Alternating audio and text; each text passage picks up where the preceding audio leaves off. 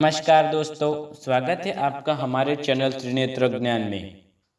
मंगलवार को आजमाए मात्र ये 10 छोटे उपाय, चमकेगी आपकी किस्मत, हर कार्य में मिलेगी सफलता।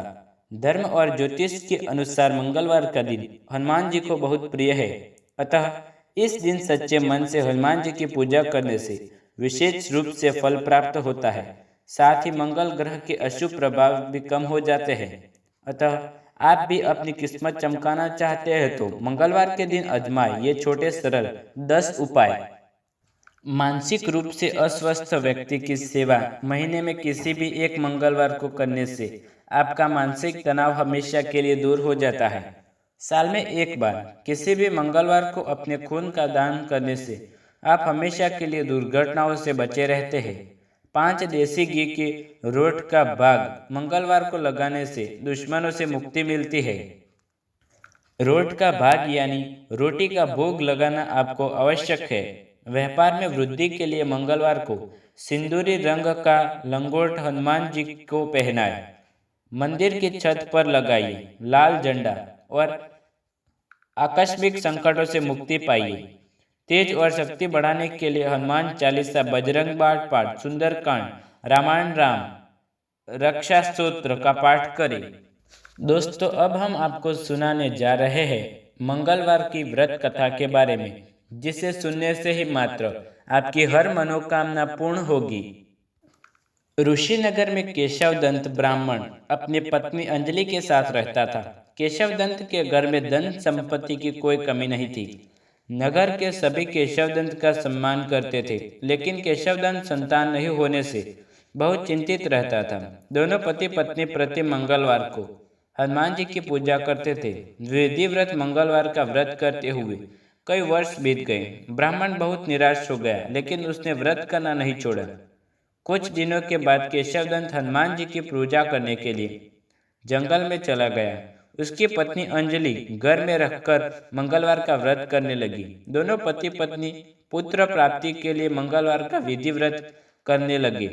अंजलि ने अगले मंगलवार को व्रत किया, लेकिन किसी कारणवश उस दिन अंजलि हनुमान जी को भोग नहीं लगा सकी और उस दिन वह सूर्यास्त के बाद भूखी ही सो गई। अगले मंगलवार को जब हनुमान जी को भोग लगाया, बिना उसने भोजन करने का प्रण कर लिया। 6 दिन तक अंजलि भूखी प्यासी रही। 7वें दिन मंगलवार को अंजलि ने हनुमान जी की पूजा की, लेकिन तभी भूख प्यास के कारण अंजलि बेहोश हो गई। हनुमान जी ने उसे स्वप्न में दर्शन देते हुए कहा, उठो पुत्री, मैं तुम्हारी पूजा पाठ से प्रसन्न हुआ हूँ। तुम्हें सुंदर और सुयोग्य पुत्र होने का वर देता हूँ। यह सुनकर हनुमान जी अंतर्धान हो गए। तत्काल अंजलि ने उठकर हनुमान जी को भोग लगाया और स्वयं भोजन किया। हनुमान जी की अनुकंपा से अंजलि में अंदर एक सुंदर शिशु का जन्म दिया। मंगलवार को जन्म लेने के कारण उस बच्चे का नाम मंगल प्रसाद रखा गया। कुछ दिनों बाद अंजलि का पति केशवदंत भी घर लौट आया। उसने मंगल को देखा तो अंजलि से पूछा, यह सुंदर बच्चा किसका है? अंजलि ने खुश होते हुए हनुमान जी के दर्शन देने और पुत्र प्राप्ति का वरदान देने की सारी कथा सुना दी। लेकिन केशवदंत को उसकी बातों पर विश्वास नहीं हुआ।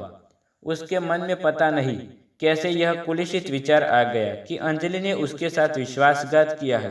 अपने पापों को छिपाने के लिए अंजलि झूठ बोल रही है। केशवदंत ने उसके बच्चों को मार डालने के लिए योजना बनाई। एक दिन केशवदंत स्नान करने के लिए कुएं पर गया। मंगल भी उसके साथ था। केशवदंत ने मौका देखकर मंगल को कुएं में फेंक दिया और घर आकर बहाना बना दिया, मंगल तो कुएं पर मेरे पास पहुंचा ही नहीं। केशवदंत के इतने कहने के ठीक बाद मंगल दौड़ता हुआ घर लौट आया। केशवदंत मंगल को देखकर बुरी तरह हैरान हो उठा। उसी रात हनुमान जी के केशवदंत को स्वप्न में दर्शन देते हुए कहा, तुम दोनों के मंगलवार के व्रत से मैंने प्रसन्न होकर तुम्हें यह पुत्र प्राप्ति का वरदान दिया था। उसी समय केशवदंत ने अंजलि को जगाकर उसे क्षमा मांगते हुए स्वप्न में हनुमान जी के दर्शन देने की सारी कहानी सुनाई।